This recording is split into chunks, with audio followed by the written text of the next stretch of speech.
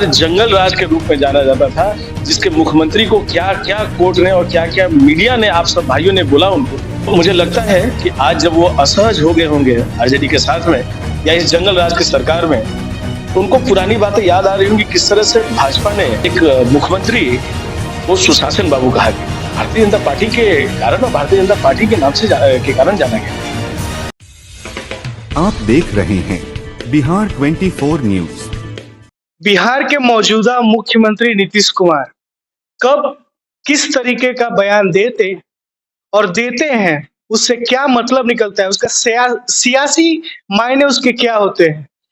जैसा कि हमने देखा कल मोतिहारी में दीक्षांत समारोह, सेंट्रल यूनिवर्सिटी के दीक्षांत समारोह में शामिल होने गए थे, लेकिन वहां उनके मन में जो बीजेपी के प्रति आज भी प्रेम भाव है, उसको लेकर उन्होंने जो जाहिर किया है, अलग अलग राजनीतिक गलियारों में इसके काफी चर्चा हो रहे हैं। आरजेडी ने तीखा प्रहार किया है, लेकिन बीजेपी का इस पूरे मुद्दे पर क्या सोचना है, क्या गंभीरता से लेना है, आज हमारे साथ बात करने के लिए प्रदेश बीजेपी के मंत्री त्रिविक्रम नारायण सिंह हैं। आइए जानते हैं। नमस्कार। ये तो आपने ठीक कहा कि उनके दिल में कहीं ना कहीं भाजपा है आज भी, या रहा होगा, जैसा उनकी बात से लग रहा है। वो इसलिए भी है क्योंकि जिस विकासशील भारत का, विकासशील बिहार का सपना नीतीश जी ने देखा था, भारतीय जनता पार्टी ने एक अंधा प्रेम करते हुए उनसे और उनको सुशासन बाबू बनाया, उनको अपने कांधे पर सवार करके बिहार का मुख्यमंत्री बनाया। बिहार का, और शर्त सिर्फ एक थी, जंगल राज से इस बिहार को कैसे सुशासन के राज पे लेके जाना है।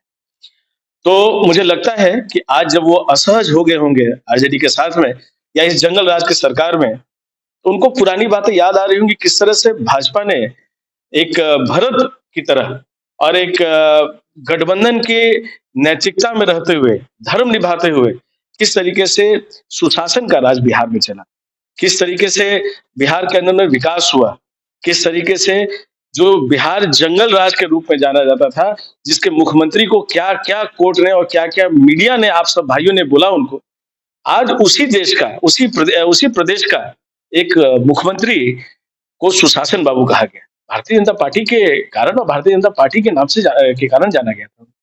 तो मुझे लगता है कि वो सब दिन उनको याद आ रहे होंगे जब उनको फ्री हैंड था बिहार के विकास कराने का, उनके सहयोगी दल साथ में खड़े रहते थे, उनको बीजेपी की कभी चिंता नहीं करनी पड़ती थी। बीजेपी के साथियों की तरफ से अगर कुछ मतभेद भी होते थे तो वो बंद कमरे में होते थे। उनके विकास की धारा जो बिहार के जनता की तरफ बहाना था, उसमें कभी भी अवरुद्ध नहीं बने, चाहे वो धर्म का नाम हो, चाहे वो जाति के नाम पे हो। तो मुझे लगता है कि उनको याद आ रही होगी।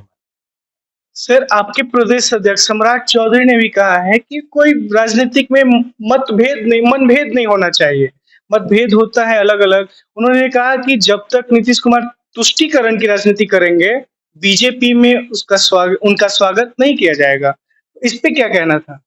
निसंदेह ये विचारधारा की लड़ाई है और हर राजनीतिक दल को अपनी विचारधारा और सिद्धांत के ऊपर राजनीति करनी चाहिए।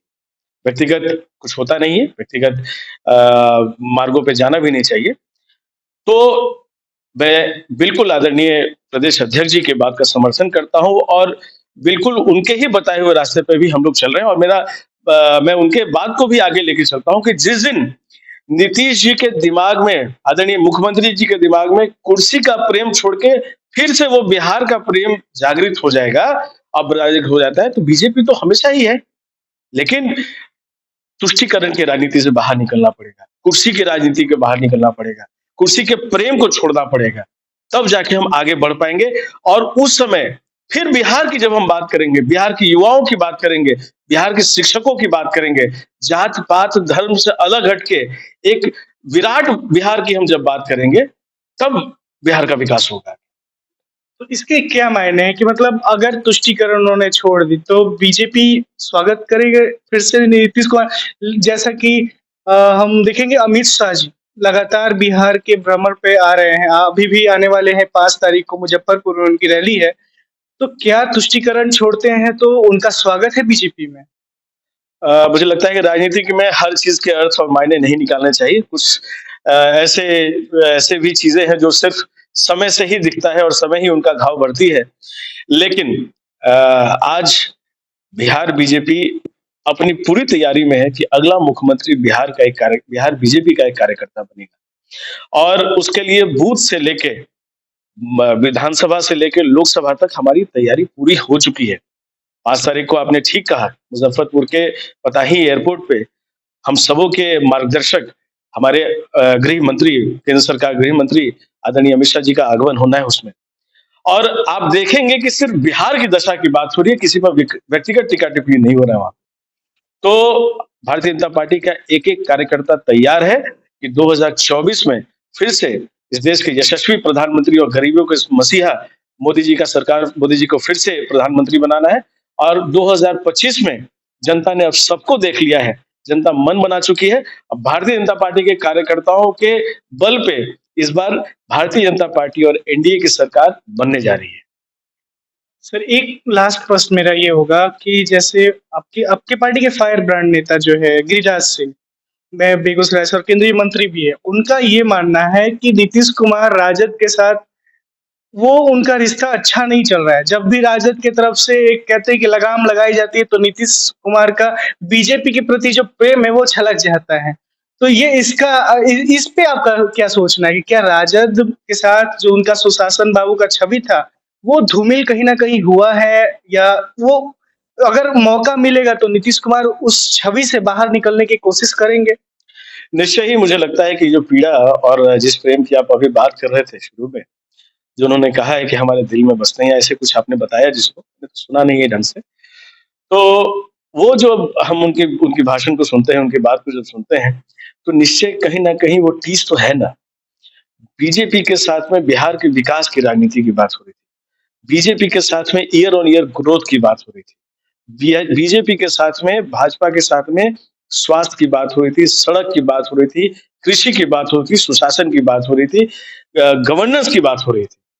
आज बात हो रही है रामायण फाड़ दो, रामचरितमानस फाड़ दो, इसको उससे लड़ाओ, उससे लड़ाओ। मुझे लगता है कि असहज तो रहे होंगे, but yes, it is always the choices we make in our lives.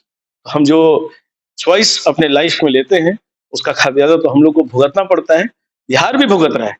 दुर्भाग्य तो ये है कि वो बिहार उनके दिए हुए चॉइसेस का खामियाजा बिहार भुगत रहा है और ये बड़ी पीड़ा की बात है। तो कहीं टीस तो उनको रही होगी, लेकिन उनको इस बात को जानना होगा कि इंसान को कब कैसे डिसीजन लेना चाहिए और क्या चॉइसेस का इम्पैक्ट कैसा होगा।